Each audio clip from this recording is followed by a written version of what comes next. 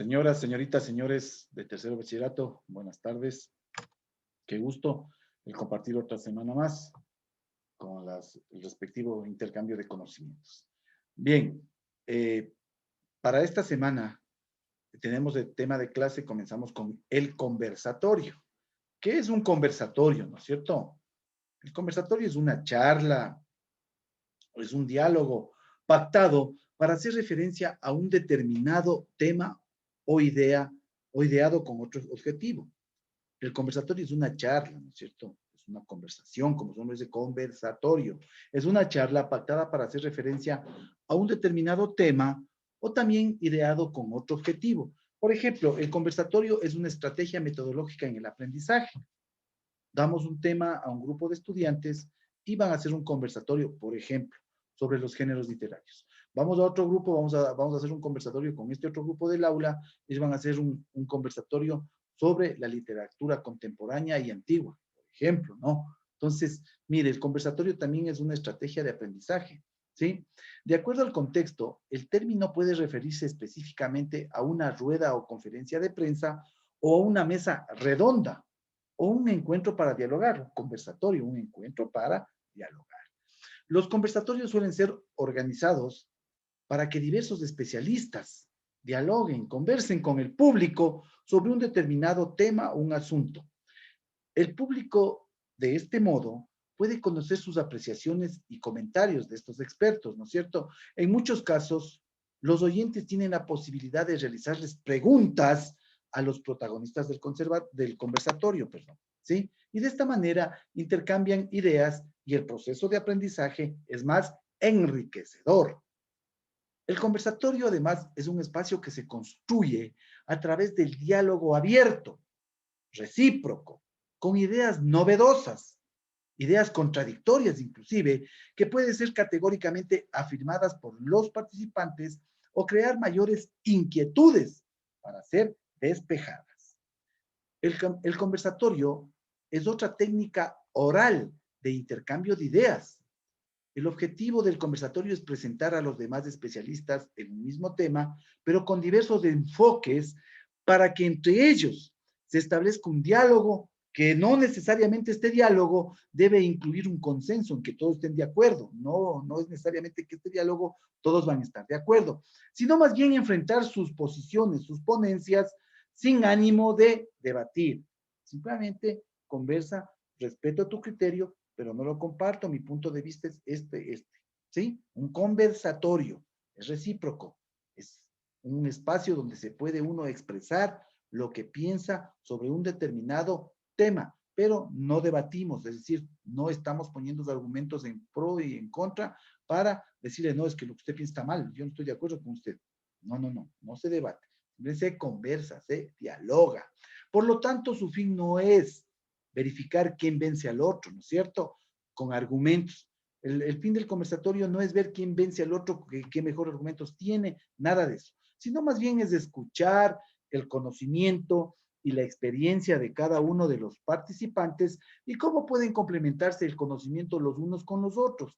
Por eso les digo, es un proceso de intercambio, ¿sí? De conocimientos, es un proceso enriquecedor de conocimientos, es decir, algo que yo no sabía, con el conversatorio quedó claro e inclusive reafirmado. Y lo que yo sabía, compartí con el resto de protagonistas o también con el público que está escuchando el conversatorio. En el conversatorio interviene siempre un moderador o coordinador y los panelistas, que generalmente son de 3 a 4, ¿no? Puede participar el coordinador o moderador, perdón, y máximo, 3, máximo 4, de 3 a 4, máximo participantes o panelistas. También se puede agregar una sección de preguntas del público que siempre va a enriquecer este conversatorio. La función del moderador o coordinador es la de establecer los tiempos de intervención de los miembros de la mesa, aunque no hay aquí un carácter rígido en su cumplimiento como en el debate, ¿no? En el debate es por tiempo. Acá es más flexible, pero sin embargo, el coordinador o moderador, como su nombre lo dice, modera, ve cada qué tiempo es factible o es conveniente ya cambiar la palabra y darle a otro panelista. O también verifica si es que hay preguntas del público y las dará a su debido tiempo. El moderador está atento a que en el conversatorio no se desvíe del tema que está planteado, ya que esta es una amenaza permanente, ¿no? Que en todo tipo de diálogo estamos conversando de una cosa y nos saltamos a la otra, lo uno llevó a lo otro y por último terminamos conversando de un tema totalmente diferente. Entonces, en este caso, el moderador o coordinador es el que está pendiente de que no se desvíe del tema que estamos tratando, del tema central, que fue causa de ese conversatorio. ¿Ya? Además, el coordinador o moderador decide en qué momento iniciará, la ronda de preguntas del público. En qué momento dará la palabra al público para que realice sus preguntas. Como en toda técnica oral, siempre es recomendable que el moderador o coordinador concluya o cierre el conversatorio exponiendo un resumen. Este resumen debe ser claro, preciso, conciso, es decir, corto, pero que contenga todo lo que hemos tratado en el conversatorio. ¿Sí? En este evento, todo lo que hemos tratado en este evento, en este conversatorio, está aquí resumido en estas 10 líneas, por ejemplo, ¿no? Capacidad de análisis y síntesis del coordinador o moderador. Estructura de un conversatorio. ¿Cómo se estructura un conversatorio? Un conversatorio está estructurado, ¿no es cierto? ¿Sí? Por un presentador o moderador o coordinador. Puede ser presentador, moderador o coordinador, que es lo mismo, ¿sí? Cuanto más animado sea este coordinador o este moderador, es mejor.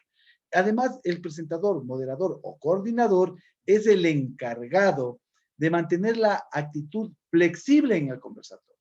Es decir, él no le hace tan rígido como en el debate, sino le flexibiliza para que sea un encuentro amistoso, de diálogo abierto, conversación, ¿sí? Conversación, ¿sí?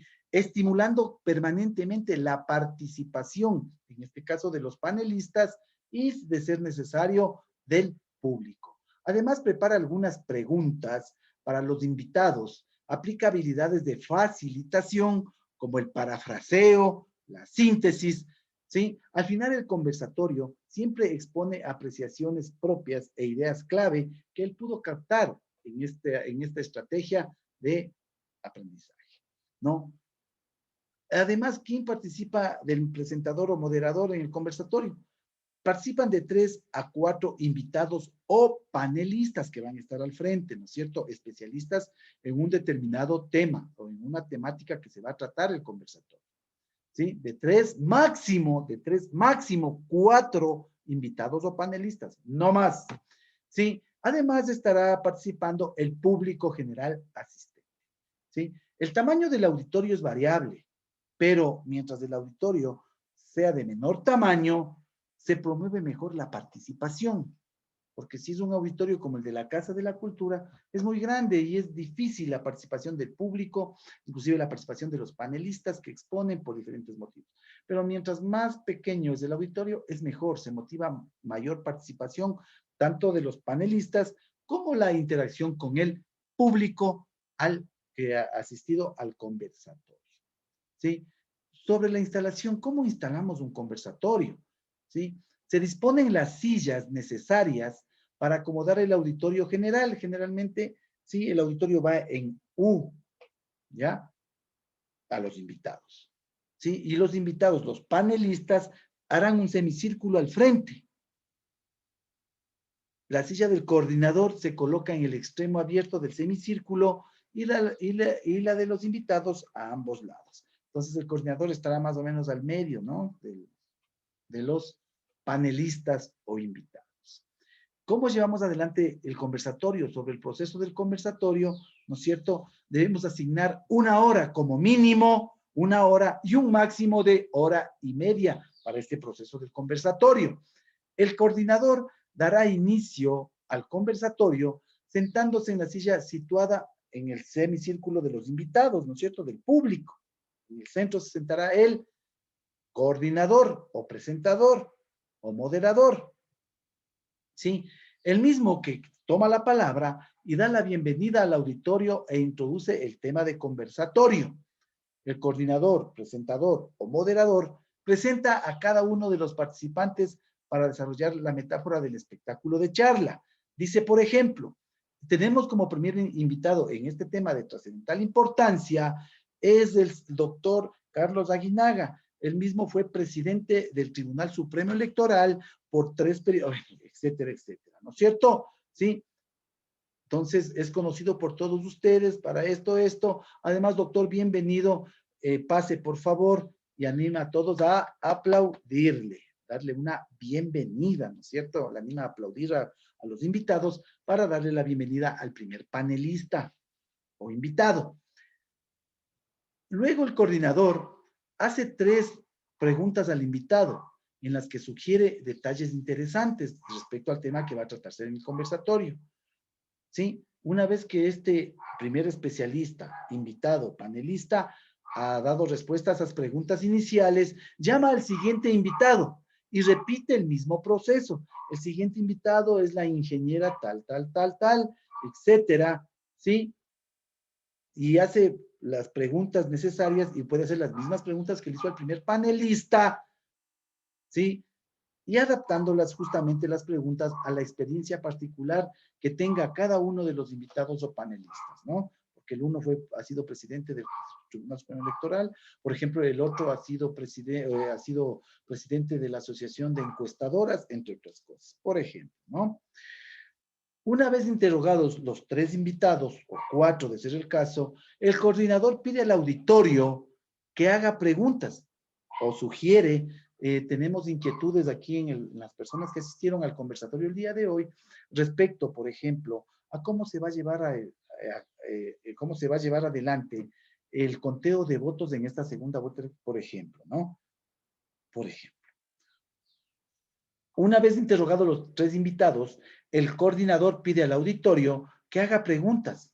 Claro, si ya cada uno comenzó a exponer sus diferentes aspectos en el conversatorio, o tal vez yo como moderador o coordinador, le guié por medio de preguntas guías y ya explicó cada punto de vista, de ahí damos paso como coordinador, moderador, damos paso al público, ¿no es cierto?, que pregunte y que saque sus expectativas y dudas.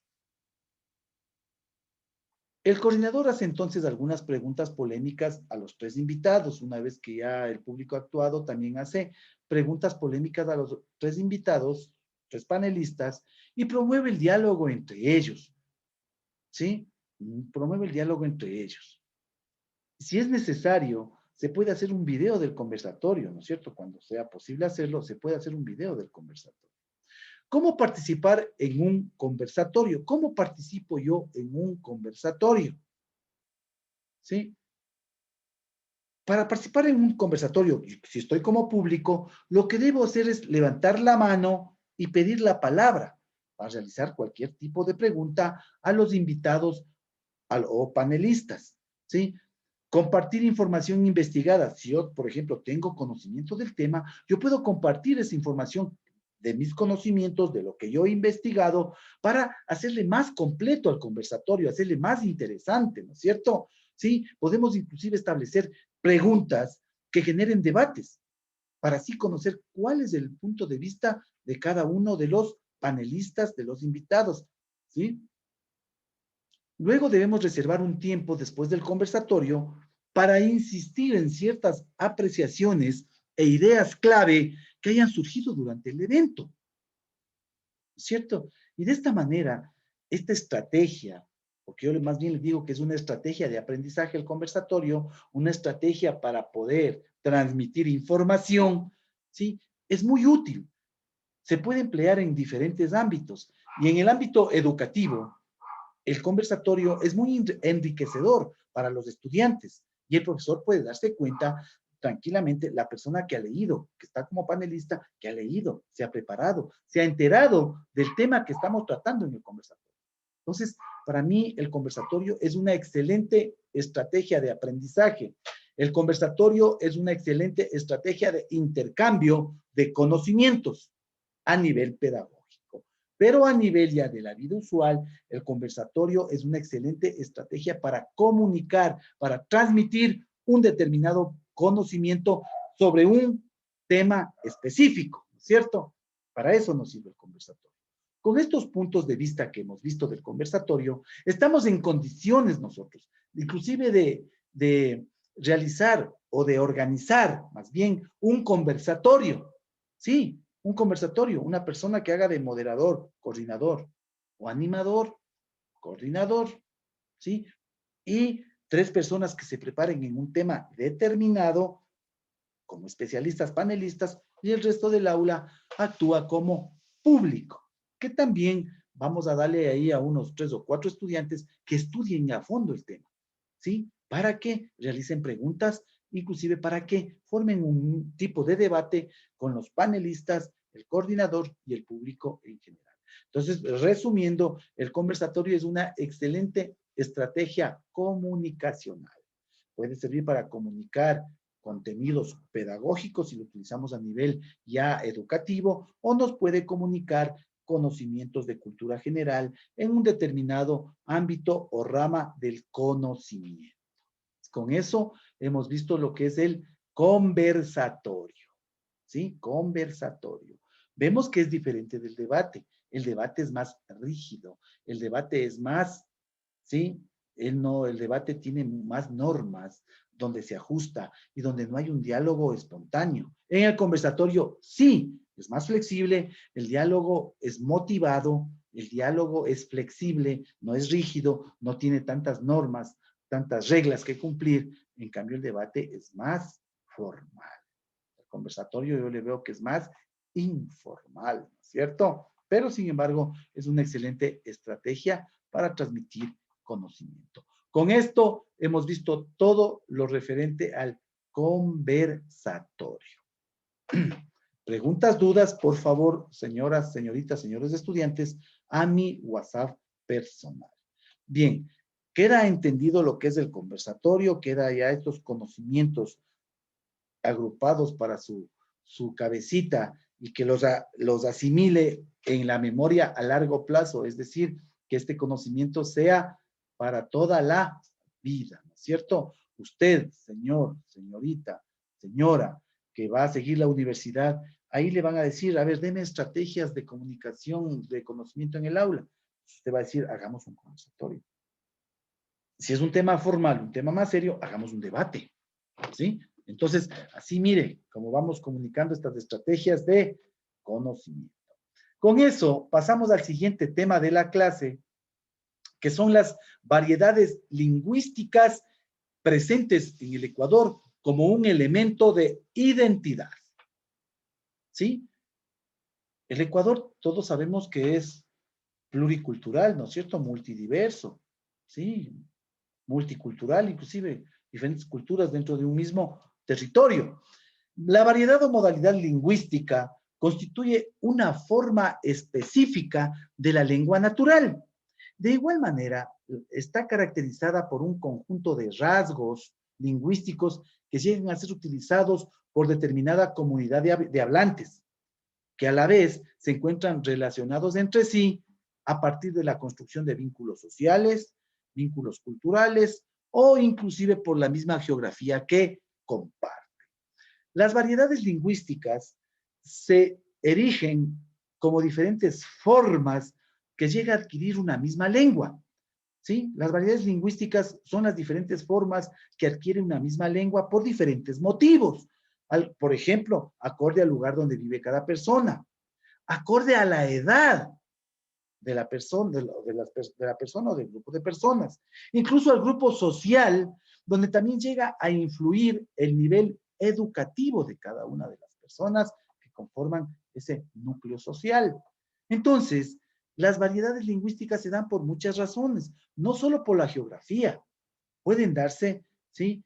Por el nivel económico, el nivel cultural, ¿sí? El nivel social, entre otras cosas. La edad de la persona puede darse también ciertas variedades lingüísticas. No habla igual una persona de 18, 20 años que una persona de 40, 50 años. No habla igual. utilizan diferente tipo de lenguaje, ¿no es cierto? Y ahí se ven las variedades lingüísticas, por edad, por situación geográfica, por situación económica, por situación de conocimiento o nivel educativo, por muchas situaciones, ¿ya? Estas distinciones pueden llegar a estar vinculadas con el vocabulario, la entonación, la confección de expresiones o la pronunciación. Así es. Por ejemplo, vamos aquí en el Ecuador. Hablará igual un cuencano que un carchense. ¿Ve? Dos sitios geográficamente alejados. ¿Hablan igual? No. ¿Un cuencano hablará igual que un guayaquileño? No. ¿Sí? Entonces, mire, desde ahí ya se va partiendo que hay diferencias de lenguaje, ¿no es cierto? Estas distinciones de lenguaje que se pueden dar por la entonación, ¿sí? La confección de expresiones propias de cada región. Por ejemplo, en Cuenca dicen que gara que está, ve.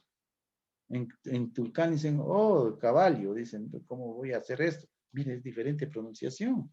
Y así sucesivamente. En el Chota también tienen una entonación diferente, ¿no es cierto? Hablan con la R, ¿sí? Con la R, arrastrando la S, etcétera.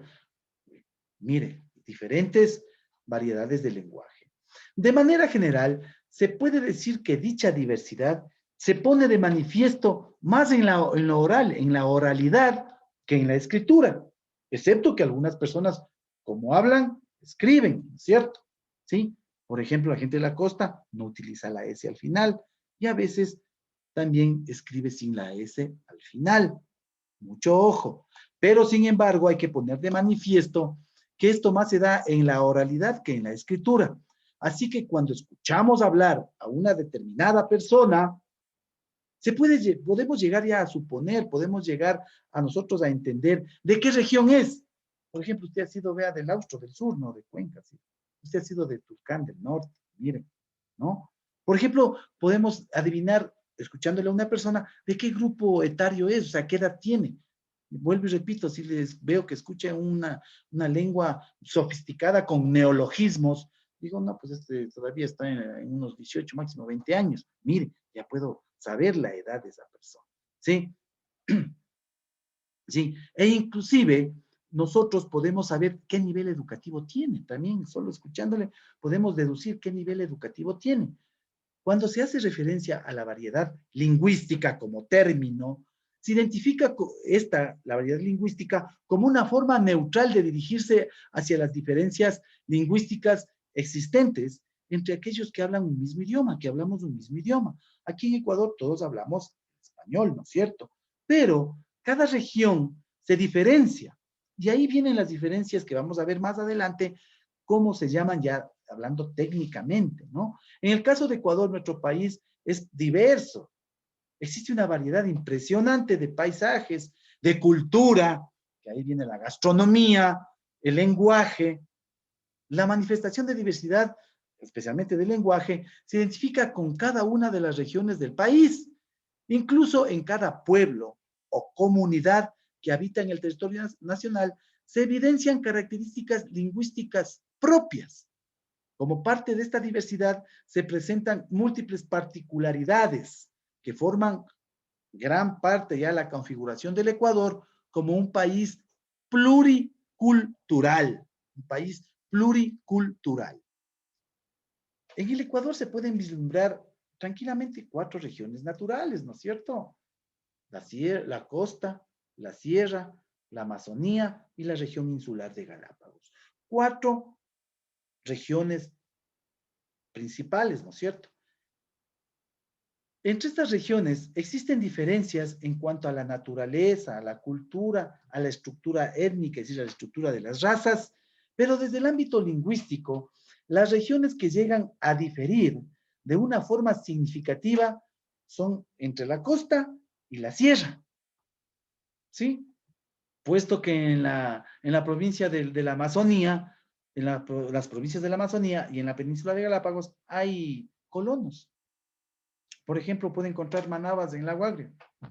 Lógicamente, lejos de los pueblos originarios de ahí, ¿no? Los secoyas, etcétera, las tribus no contactadas. Pero mire, pero en especial influencia, nosotros diferimos la forma más significativa de habla y de diferencia lingüística tenemos entre la costa y la sierra, ¿ya? En la actualidad, en el territorio ecuatoriano, se pueden encontrar un total aproximadamente de 11 nacionalidades indígenas, 7 de las cuales están en la provincia de Pastaza, cada una de las cuales posee un idioma propio, un dialecto, un idioma propio, de las cuales, sí, una parte significativa están en la Amazonía ecuatoriana. Sí, así es, así es. De total de 11 nacionalidades indígenas que tiene el Ecuador, aproximadamente 7 u 8, creo, están en la provincia de Pastaza. Mire, es una provincia, perdón, pluricultural, rica en comunidades indígenas. Y eso usted le va a poder corroborar cuando visite o cuando vaya al centro del Puyo, por ejemplo. Ahí están monumentos a cada una de las culturas existentes en la provincia y el idioma que hablan, ¿cierto? Porque cada una tiene su propio idioma, ¿ya? Esta variedad étnica, igual que la presencia de las lenguas amerindias, así es, el Chichen Itzá, etcétera, representa una clara influencia en la realidad sociolingüística del Ecuador. En este sentido, vamos a percibir ciertos rasgos fonéticos que caracterizan al hablar de los montubios, por ejemplo. Otros rasgos fonéticos propios que caracterizan a la población afroecuatoriana. No es igual. El montubio no habla igual que el afroecuatoriano. Hay el afroecuatoriano de costa, la provincia de Esmeraldas, y el afroecuatoriano de la sierra, que es de la provincia de Imbabura, el Chota, e inclusive parte de la provincia del Carchi, ¿no es cierto? Sí. Y existe también una diversidad de lenguas, o diversidad por lo menos étnica, que cada etnia le va manejando su lengua. Por ejemplo, el quichua. El quichua es de todos los indígenas, ¿no es cierto?, de la sierra, inclusive ahí en la Amazonía. Pero hay ciertos dialectos donde no manejan entre ellos, ¿no? Entonces existe una diversidad de idiomas entre el español, el quichua, entre otras cosas, que nos da un tipo de variedades lingüísticas, ¿sí? Y se manifiestan en cada una de las regiones del Ecuador. Estas variaciones en el ámbito de la lingüística pueden ser diferenciadas, además de por el vocabulario, por diferencias presentes en la gramática, la fonología, cómo suena, cómo se pronuncia la fonología y la prosodia, ¿no es cierto? Sí, la prosodia, cómo se pronuncia correctamente. Por otra parte, existen varios factores que influyen en la posible variación. Sí, por ejemplo, la geografía. ¿Le varía el lenguaje? Sí, le varía el lenguaje. Sí, le varía el lenguaje. Por ejemplo, los afroecuatorianos. Ambos son la misma raza, afroecuatorianos. Pero habla diferente el afroecuatoriano de la costa que el afroecuatoriano, por ejemplo, del Chota, de la Sierra, de Imbabura. Habla diferente. Pero es que ambos son afroecuatorianos. Pero, debido a la situación geográfica, cada uno tiene su diferente fonología, ¿no es cierto? Su forma de pronunciar cada palabra, los sonidos que pronuncia al pronunciar cada palabra. Sí. También hay factores sociolingüísticos y factores de evolución lingüística. Por ejemplo, los arcaísmos. Hay palabras antiguas que nosotros ya no manejamos. Sí, como los neologismos, palabras nuevas que no manejan las personas mayores de los 60 años, por ejemplo, 65 años. Hablamos neologismos, pero ¿qué es eso? Te voy a retuitear. ¿Qué es eso? ¿Por qué me va a hablar? No, voy a mandar un tweet para, mire, neologismo. Así no hay arcaísmos, ¿no es cierto? A esto le llamamos la evolución lingüística. ¿Sí? Y de estas variaciones de la lingüística, podemos ver la siguiente clasificación. Por ejemplo, hay una variedad diacrónica. En este caso, algunas palabras llegan a cambiar a medida que pasa el tiempo. Algunas pueden aparecer y otras pueden desaparecer. Lo que les digo, los arcaísmos que desaparecen y los neologismos que tienden a aparecer. Los arcaísmos desaparecen, palabras antiguas ya no se ocupan, desaparecen, y aparecen palabras nuevas, ¿no es cierto? Neologismos, por ejemplo, ¿no? Esto permite distinguir el español antiguo del español contemporáneo, ¿sí? Como ejemplo, podemos señalar que en el Ecuador antiguamente solía decirse carajito a un muchacho o niño, ¿sí? Carajito, que también es de Venezuela, ¿no? Carajito, ¿sí? En cambio, ahora se lo dice muchacho, se le dice pelado, ¿sí? Entonces, mire, son arcaísmos. Y así hay un sinónimo de arcaísmos que utilizamos en la casa, que nuestros abuelitos, en paz descansen en mi caso, nuestros abuelitos utilizaban y nosotros no podíamos descifrar esas palabras. Yo me acuerdo que mi abuelita me decía, voy a traer una pala para tolar el terreno. ¿Qué va a hacer el terreno? No sé. Mire, era simplemente que iba a arar las plantas, iba a amontonarles de tierra el jardín de las flores, nada más. Pero yo no sabía. Mire, arcaísmo, ¿sí? Los neologismos también, palabras nuevas que aparecen, conforme avanza la tecnología, comienzan a avanzar palabras nuevas. Por ejemplo, whatsappear, WhatsApp. Si le hablamos de eso a una persona sobre los 65 años, bueno, ahora por la influencia de la tecnología, podrá saber. Pero si una persona que está un poquito alejada de la tecnología no va a saber. Le voy a retuitear, no va a saber. Antes decían, te mando un fax, ve ahí, te mando escrito. El fax, ahora ya no hay fax. Ya no se ocupa el fax. Mire, por la evolución de la tecnología. ¿Sí? Entonces, mire, la variedad diacrónica es esta, ¿no? Los arcaísmos y los neologismos, palabras que desaparecen, antiguas, arcaísmos, y palabras que aparecen de acuerdo al avance de la ciencia, la tecnología, los escenarios sociales e inclusive los grupos etarios, neologismos. ¿Ya? Esa es la variedad diacrónica. Luego tenemos variedades diatópicas. Variedades diatópicas. Este tipo de variedad se relaciona con la procedencia geográfica de cada persona. Dígase que es una persona que vive en el área urbana o en el área rural. Esto llevado al Ecuador se pone de manifiesto, por ejemplo, en regiones como la ciudad de Guayaquil, las personas hablan rápido. Se ha llegado a decir que se habla una especie de costeño extremo, donde se pronuncian palabras como Pexi o no Pexi, Internet y no Internet incluso, ¿no? $20 y no $20. ¿Sí? Guayaquil no. Un ejemplo. Variedades diatópicas, ¿sí? Como les decía también, otro ejemplo es de Cuenca, ¿no? Hay palabras que usted no entiende, y palabras que ellos hablan rápido y usted no lo entiende. Manabí, manabís, ¿no? Hace rato, enante, ¿sí? Entonces, mire, usted hay palabras que no entiende, son propias de la región.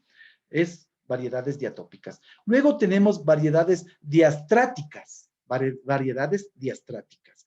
En este supuesto, en las variedades diastráticas, el factor cultural, el estatus social y el ambiente donde se desenvuelve cada persona son elementos determinantes en el lenguaje.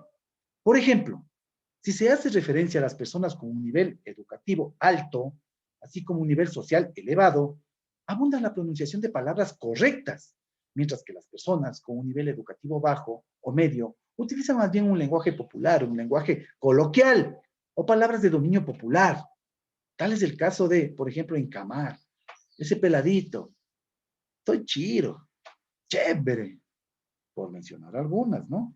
Sí, mire, es una variedad diastrática, que es de acuerdo al factor cultural, el estatus social, el ambiente donde se desenvuelve y, lógicamente, el nivel educativo, ¿no? Son factores determinantes en el lenguaje. Por eso es que decíamos, tenemos 3 tipos de lenguajes, ¿no es cierto? El lenguaje formal, ¿sí? El lenguaje coloquial y el lenguaje vulgar. Mire, el lenguaje formal usted lo emplea, por ejemplo, en una entrevista de trabajo, cuando está realizando su trabajo, de cual sea que del tipo que sea. El lenguaje, por ejemplo, coloquial, lo emplea en familia, con amigos. Y el lenguaje vulgar, bueno, ya a veces ni le emplea, ¿no? Pero también hay un escenario de empleo. Son variedades diastráticas. Luego tenemos las variedades diafásicas. En este tipo de variante lingüística, guarda relación con cambios en el lenguaje a partir de la situación en que puede encontrarse la persona o hablante. Esto significa que el uso del lenguaje se encuentra sujeta a una situación en concreto. Es decir, que en diferentes contextos o escenarios, la persona puede emplear variaciones en su lenguaje, lo que dije hace rato, ¿no es cierto? Sea este coloquial o formal. Por ejemplo, en una entrevista de trabajo, ¿usted emplearía un lenguaje coloquial o un lenguaje no, ¿no es cierto? No, tiene que causar una impresión, tiene que indicar su nivel educativo, su nivel académico, su nivel de desarrollo socioeconómico. Entonces, utilizaría un lenguaje formal, mientras que una reunión de amigos, de ex compañeros de la universidad, de colegio inclusive, emplearía más bien un lenguaje coloquial, ¿no? Ya no un lenguaje formal o lenguaje técnico, porque va a ser mal visto. Va a decir, ¿y ahora qué se cree? Che, si ni estudiaba en el colegio y ahora viene a hablar un poco más en otro idioma. Mire, variedades diafásicas, ¿no? Es de acuerdo al escenario en el cual se encuentra el hablante. Puede ser un escenario formal o un lenguaje, perdón, un escenario de confianza, de familia, de amigos, donde se emplea un lenguaje coloquial. Lenguaje formal, lenguaje coloquial. ¿Sí? Mire, entonces, esa es la variedad diafásica, dos fases. Dos fases. La diversidad lingüística en el Ecuador. Seguimos con la diversidad lingüística en el Ecuador. Ya dijimos que en el Ecuador existen 13 nacionalidades, 14 pueblos indígenas, los cuales tienen diferentes costumbres, creencias, tradiciones, alimentación inclusive, y otras características que llegan a reflejar la riqueza cultural existente en cada región que integra nuestro territorio nacional. En lo que se refiere al lenguaje, este elemento se ha transformado en un factor importante que define la vida de cada persona, puesto que constituye una de las máximas expresiones de identidad y variedad cultural presente en el Ecuador. Esto se manifiesta como un patrimonio intangible o inmaterial en cada una de las regiones, ¿sí? Así es, eso es cultura, ¿no es cierto? Cada idioma también es cultura, es un patrimonio intangible, un patrimonio inmaterial, parte de la cultura de nuestro país. Así es. Ya, por eso es que deducimos que el idioma no es homogéneo, en ningún lado lo es. Si vamos al exterior, por ejemplo, el español no es la excepción. El español lo hablan en América Latina, hablan en Filipinas, incluso en Estados Unidos hay comunidades latinas que hablan el español, en África hablan el español, hay un país que habla español en África, pero no es el mismo español. Sí, se nota que el español, por ejemplo, aquí en Latinoamérica nomás veamos, el español que habla un colombiano es igual al español que habla un argentino, igual que el español que habla un chileno. No es lo mismo. Hay diferentes tonalidades, diferencias, puede ser las que hemos visto, diastráticas, diferencias fonéticas, entre otras cosas. Miren, hay diferentes, ¿no? Por eso es que toda lengua tiene variedades. ¿Comparten un tronco común? Sí, comparten un tronco común, que es una sintaxis, una morfología, un léxico, una fonología, pero difieren algunos términos, que se llama variación léxica, y en la pronunciación de algunos sonidos, que es variación fonética, ¿no es cierto? ¿Sí? La variación léxica. Variación léxica. Un ejemplo de variación léxica en español son la palabra esferográfico y bolígrafo, por ejemplo. Esferográfico usamos en Ecuador y en otros países como en Perú, en Colombia inclusive, ¿sí? Pero bolígrafo lo usa más en España, en Estados Unidos. Entonces, mire la variación léxica, ¿no? Es lo mismo, pero depende de la situación geográfica de la región, ya se emplea de diferente forma, diferente manera. Esa misma palabra, variación léxica, ¿no es cierto? La variación fonética, por ejemplo, es en los sonidos de pronunciación. Ejemplo de variación fonética en la pronunciación es el ceseo. El ceseo, ¿no es cierto? Que es pronunciar el sonido representado por las letras C, ¿sí? La letra C y la Z, como interdental, tal como pronuncian algunos españoles, por ejemplo, la palabra zapato o cielo, ¿m? O situación. Me lleva una situación un poco dura. Mire, el ceseo. Pero nosotros no tenemos ceseo, ¿no es cierto? ¿No es cierto? Todas las palabras pronunciamos igual. Puede ser S, puede ser C o puede ser Z. Zapato. Situación, situación, situación, ¿sí? Dentro de nuestro país, el español también presenta variedades dialectales, de dialecto. Es el mismo idioma que hablan, por ejemplo, los serranos y costeños, ¿no es cierto? El dialecto de cada región. Pero es fácil notar diferencias, ¿sí? Estas diferencias o estas variedades también les llamamos diatópicas o regionales y nos permite distinguir los matices del español que hablan personas de diferentes regiones geográficas. El uso más común es, ya dijimos, entre costa y sierra. Por ejemplo, la pronunciación dentro del plano fonético. Nosotros tenemos la pronunciación relajada, ya en la costa, tienen la pronunciación relajada de la Y, la L, en algunos casos el yeísmo. Por ejemplo, polio, ¿no? Pollo, un pollo, un cuarto de pollo, costa, ¿sí? Luego, dentro de la pronunciación fonética, en el plano fonético, tenemos la aspiración de la S al final de la palabra, es decir, no pronunciamos. Por ejemplo, ojo, lo ojo, por decir los ojos, ¿sí? En la sierra, en cambio, tenemos una pronunciación acentuada de la R, ¿sí?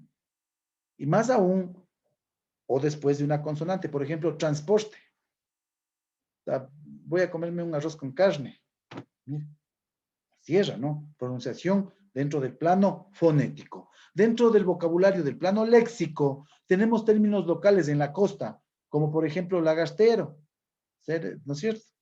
Ponte 11, ¿sí? Me voy a la caleta, Guayas. Te mata humo. Manaví, Guayas. ¿Sí? En cambio, en la sierra, términos locales como achachay, arrarray, chévere, chiro, ¿sí cachas?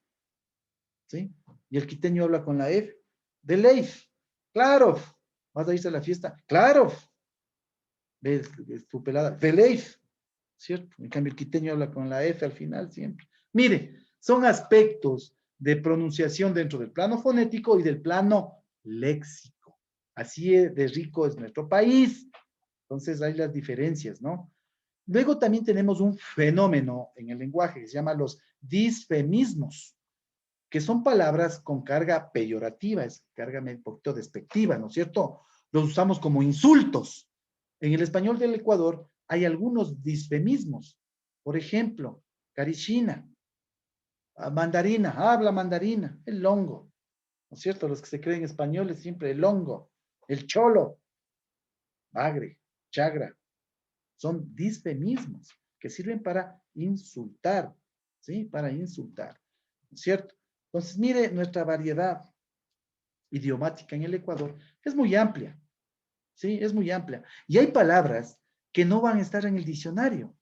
¿Por qué? Porque ahí viene el español neutro de los diccionarios, ¿no es cierto? El español neutro de los diccionarios. En muchas ocasiones, al no encontrar una palabra que buscamos en un diccionario, asumimos que no existe. Y más aún, si buscamos una palabra que la pronunciamos cotidianamente y no la encontramos, asumimos que la estamos usando incorrectamente. El diccionario nos da un español denominado neutro. Este español no observa variantes lingüísticas de cada país, región o localidad específica. Es un intento, por decirlo así, de algún modo, que hacemos encajar en un molde, ¿sí? Y nos quita la especificidad y riqueza que aporta el español y sus usos en cada una de la región o en cada individuo. El español neutro únicamente encontramos palabras de dominio mundial, ¿sí? Pero no encontramos palabras de diferente región. Por ejemplo, vaya a ver en el diccionario si encuentra la palabra gara, que dicen en Cuenca. ¿Qué gara? Ve? Vaya a ver si no hay. Otro que, palabra de Tulcán, por ejemplo, que dicen, ¿cómo es que saben decir un término en Tulcán? Hola. Hola es saludo, hola, pero hola, ¿no? Su merced, no sabemos, ¿sí? Luego tenemos identidades de la lengua, ¿no es cierto? Lo mismo pasa con el fenómeno social denominado la migración. Por un efecto de la adaptación del individuo que va a vivir de un lugar a otro, que no es su país de origen, debe ir adaptándose a los giros lingüísticos. Por ejemplo, aquí en el Ecuador, mire, los venezolanos ya emplean la palabra vecino. Ellos no emplean que es vecino, que es vecino. Pero ahora ya usted encuentra personal de Venezuela que está vendiendo, vecino, vea, llévese. Mire, se va adaptando, ¿no es cierto? Sí, y al poco tiempo se olvida de las palabras que utiliza en su país de origen y asume otras ya nuevas. Y eso pasa también con los ecuatorianos que migran hacia España, ¿no? Yo conozco personas que han venido, que han estado 2 meses en España y ya vienen españolísimos. Mire, coño, hombre, 2 meses en España y ya se han contagiado de españolísimos. Pues mire, no necesariamente, sí, los rasgos de la lengua son propios. La lengua no debemos olvidarnos de usar nuestras propias palabras, las que hemos ido adquiriendo a lo largo del tiempo en nuestra vida, en nuestro desarrollo social, económico, político, nuestro desarrollo de nuestro nicho familiar, ¿sí? No hay problema que no se haya en el diccionario, son palabras propias de la región. Tenemos diferentes variedades lingüísticas en el Ecuador. Hay que mencionar que las variedades lingüísticas por el regionalismo, modos particulares, donde cada región del país se han ido adaptando para referirse a cosas, a situaciones cotidianas. Por ejemplo, hay palabras nuevas, neologismos, ¿no es cierto? ¿Sí? Vea, te voy a hacer un meme. Ya, neologismos. Se van adaptando, lo cual ha transformado en una parte importante la tradición y la cultura de cada localidad en nuestro país. ¿Sí? Por ejemplo, ya lo que le pongo, ya te voy a hacer un meme, verás. Te whatsappeo, ¿no? ¿Ya? Whatsappeo. Parece una palabra grosera, pero te whatsappeo. O no dice, whatsappito, ya listo, nos vemos. Me voy a camellar. Lámpara, ay, este man. Vamos a los agachaditos. Sí, caretuco. ¿No? Te van a cachar. Chuta, me voy a encamotar. Mire, son palabras propias, ¿no es cierto? Que nosotros las hemos ido adaptando a nuestro entorno. Y esas son las variedades lingüísticas en el Ecuador, ¿sí? Señoras, señoritas, señores estudiantes, con esto espero quede claro las variedades lingüísticas del Ecuador. Si algún tema falta, que lo dudo, lo trataremos en otra clase. Listo, con esto me despido, una buena tarde, un excelente fin de semana. Cualquier duda, cualquier necesidad, a las órdenes en mi WhatsApp personal. Que tengan un excelente fin de semana.